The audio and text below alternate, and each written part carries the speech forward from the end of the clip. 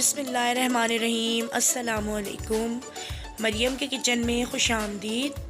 तो आज मैं बनाने जा रही हूँ पसंदे, बीफ पसंदे बनाने जा रही हूँ। और ये इंडिया की डिश है, हैदराबाद की। और इसको जो मुग़ल एम्परर है वो शौक़ से पसंद करते थे। तो आज मैं इसको बना रही हूँ अपनी रेसिपी से।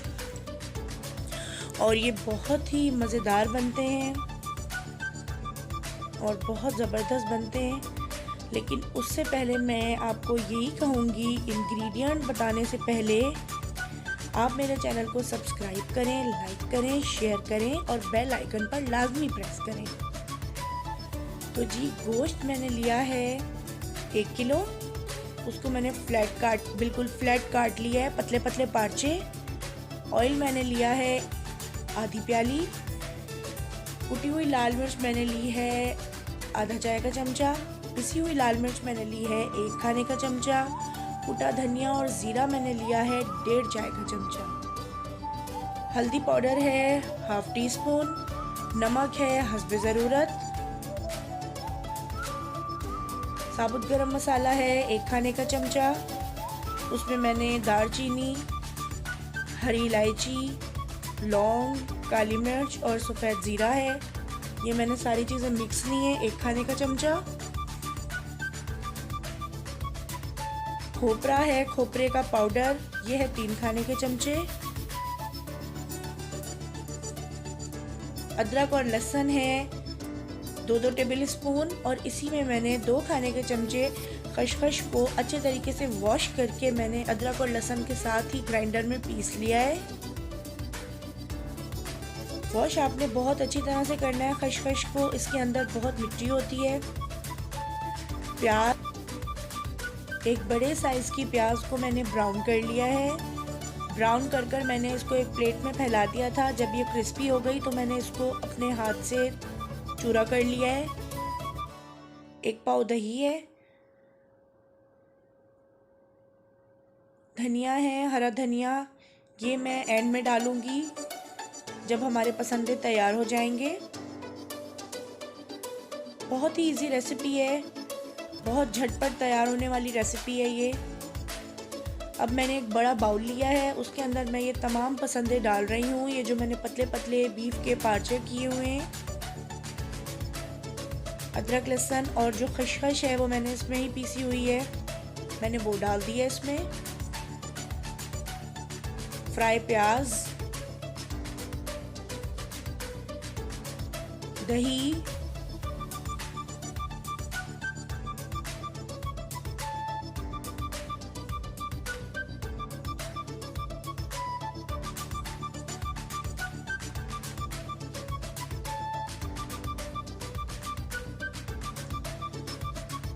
अब ये जो खोपरा है, खोपरे का पाउडर 3 खाने के चमचे मैंने ये इसमें शामिल कर दिया है। और ये जितने ड्राई इंग्रेडिएंट्स हैं, नमक, पिसी हुई लाल मिर्च, कुटी हुई लाल मिर्च, कुटा धनिया, ज़ीरा, हल्दी। अब इन तमाम मसालों को मैं गोश्त में अच्छी तरीके से लगा लूँगी।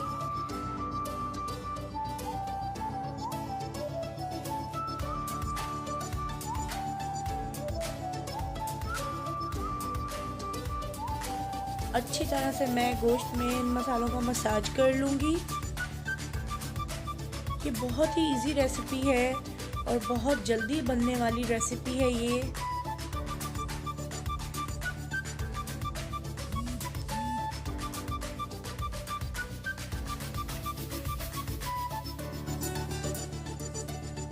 गोश्त में मैंने मसाला लगा लिया है और अब मैंने फ्लेम ऑन किया है और उसके ऊपर कढ़ाई रखी है। अब ये जो ऑयल है जिसमें मैंने प्याज को फ्राई किया था, मैंने वही ऑयल लिया है, आधी प्याली। अब मैं इस ऑयल को कढ़ाई में डाल रही हूँ। और ऑयल जब हमारा गर्म हो जाएगा उसके बाद मैं इसमें ये गरम मसाला डाल रही हूँ। गरम हो गया है हमारा ऑयल। साबुत गरम मसाला डालकर इसको थोड़ा सा मैं फ्राई करूँगी।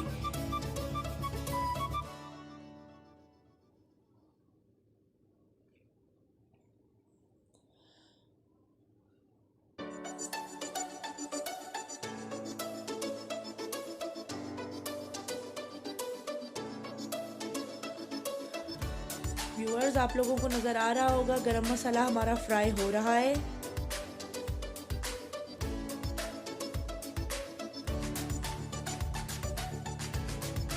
तो अब मैं ऑयल में गोश्त डाल रही हूँ और जो बाउल में सारा मसाला लगा हुआ था वो भी मैं स्पैचुला से निकाल कर कढ़ाई में डाल दूंगी।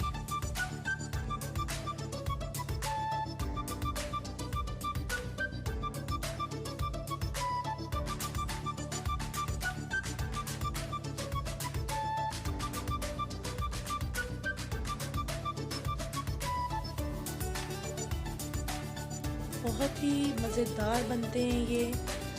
इसको शीरमाल के साथ खाएं या नान के साथ तो ये बहुत ज़बरदस्त लगते हैं। क्या इसका टेस्ट आता है और उभर के अगर इसको शीरमाल के साथ खाएं। इसको थोड़ा सा बस चमचा इसमें चलाना है हमने, क्योंकि दही जो है वो एकदम से कर्डल हो जाएगा तो वो फटा फटा सा लगता है। तो थोड़ा सा मैं इसको चम्मच चलाऊंगी।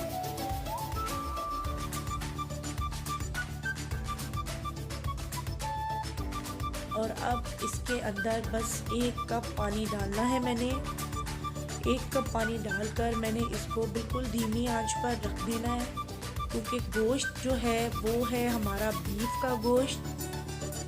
और जो बीफ का गोश्त होता है वो बग़ैर प्रेशर कुकर के थोड़ा सा टाइम लेता है। मैं प्रेशर कुकर में वैसे भी कुकिंग करना इतना अच्छा नहीं समझती, क्योंकि वो टेस्ट नहीं आता जो कि डायरेक्ट चूल्हे पर आता है अगर हम उसको पकाते हैं गोश्त को। तो इसमें मैं 1 से 1.5 कप पानी हम डाल देंगे।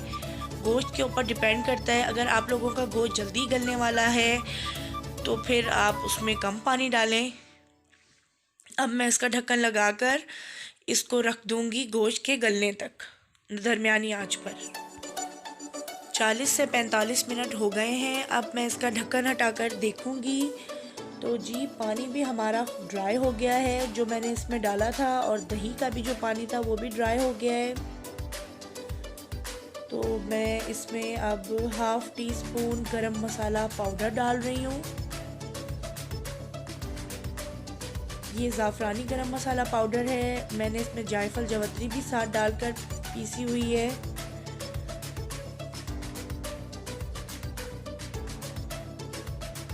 और अब मैं इसको अच्छी तरह से बिल्कुल भूनकर इसका फ्लेम ऑफ कर रही हूँ। ज़बरदस्त सा भुन गया है गोश्त, ज़बरदस्त सा भुन रहा है माशाल्लाह। इसका कलर देखें कितना ज़बरदस्त कलर आया है इसमें।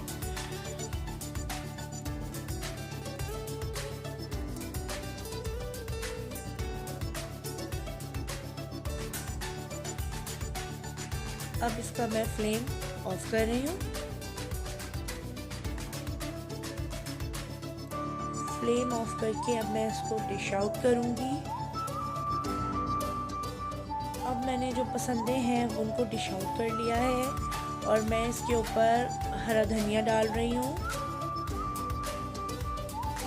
तो जनाब आपने मेरी रेसिपी से पसंदे ज़रूर ट्राई करने हैं और कमेंट्स बॉक्स में मुझे ज़रूर बताना है कि आपको मेरी रेसिपी से पसंदे कैसे लगे।